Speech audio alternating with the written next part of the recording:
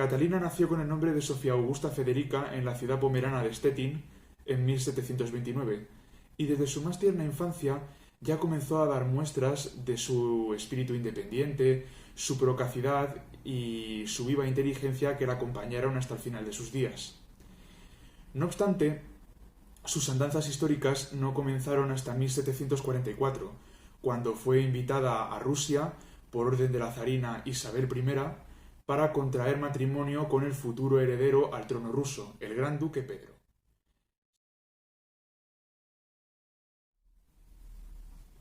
Si bien antes hubo de convertirse a la fe ortodoxa en una ceremonia en la que además aprovechó para cambiarse el nombre de Sofía a Ekaterina Alexevna o Catalina Alexevna.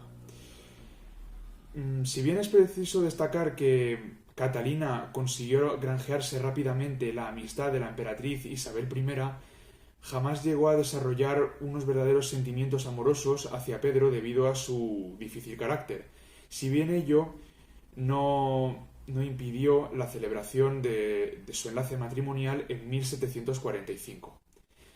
Así comenzó una tensa y lánguida relación matrimonial que había llegado incluso a dificultar el engendramiento de un primogénito varón, y ello habría permitido a Catalina recurrir a amantes precisamente con ese mismo fin, con el de engendrar un primogénito varón que fuese capaz de suceder a Pedro una vez muriese. Y así, tras largos esfuerzos, Catalina acabaría dando a luz a su primogénito varón, el futuro Pablo I de Rusia. Si bien es cierto que durante mucho tiempo su paternidad se disputó entre Pedro III y uno de los amantes de la propia Catalina. Con todo, la situación de Catalina en Rusia comenzó a cambiar con motivo del estallido de la Guerra de los 7 Años, un conflicto internacional que enfrentó a Austria, Francia y Rusia contra Prusia y Gran Bretaña entre 1756 y 1763, y durante el cual acabaría falleciendo la emperatriz Isabel I de Rusia en 1762.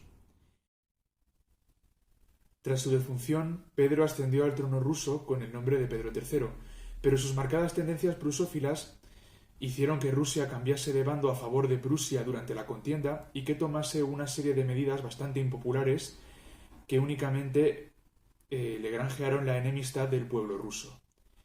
En estas circunstancias, Catalina se aprovechó de la tensión y del descontento imperantes en ese momento hacia el nuevo zar para protagonizar un golpe de estado incruento que se saldó con su encumbramiento como nueva monarca de Rusia y con la destitución y exilio de Pedro III, que fue finalmente asesinado en ese mismo año de 1762, presuntamente por órdenes de Catalina,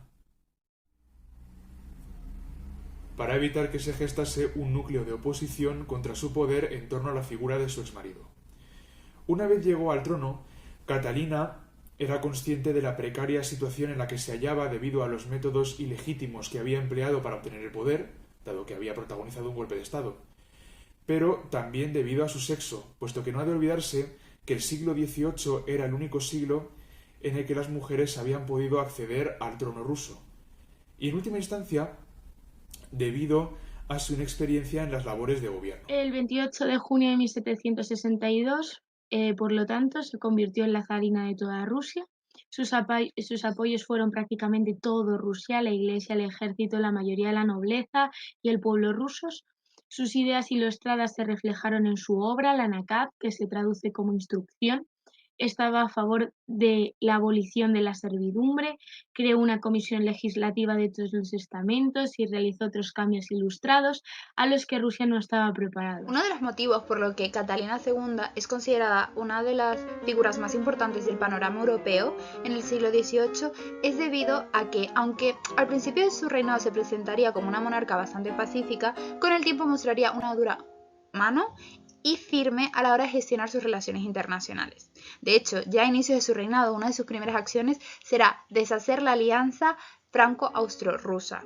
Y aunque luego, con el tiempo, hubo varios intentos por las potencias de volver a crearla, nunca se lo volvió a lograr. También usaría sus influencias para evitar que el aspirante al trono español fuera un Borbón. Mantendría una gran perseverancia en sus aspiraciones polacas, hasta lograr hacerse con el territorio. De hecho, sería las dietas de confederación, que eran unas protestas ejercidas por los polacos en Polonia contra el yugo ruso, la excusa para enviar tropas y continuar sus pretensiones, para conseguir dicho territorio. Y de hecho tendría éxito y obligaría al rey polaco a abdicar. Una curiosidad es que este rey polaco fue su antigua amante. En definitiva, se repartieron el territorio polaco entre Rusia, Austria y Prusia. Finalmente, debido a distintos motivos, volvería a hacerse un segundo reparto que beneficiaría en mayor cantidad a la zarina, por lo que podemos ver que con cada intervención beneficia todavía más al Imperio ruso. Concretamente, en 1768, empujada por Prusia, Turquía declaró la guerra a Rusia, conflicto que finalizó 6 años después con la paz de Küçük-Kaynarca. También en esta ocasión las zarinas se verían beneficiadas. Aquí podemos observar un mapa de hecho de cómo era el territorio, la totalidad del territorio ruso bajo el reinado de la monarca. También es importante mencionar a Suecia, ya que no sufrió el mismo destino que Polonia y logró escapar de las aspiraciones tanto de Federico II de Prusia como de Catalina II de Rusia, gracias a su monarca, que era Gustavo III. Uno de los mayores éxitos de la zarina sería la Declaración de Neutralidad Marítima, que, promulgada por la misma, defendía la neutralidad marítima de los distintos estados europeos y fue firmado por la mayoría de los mismos.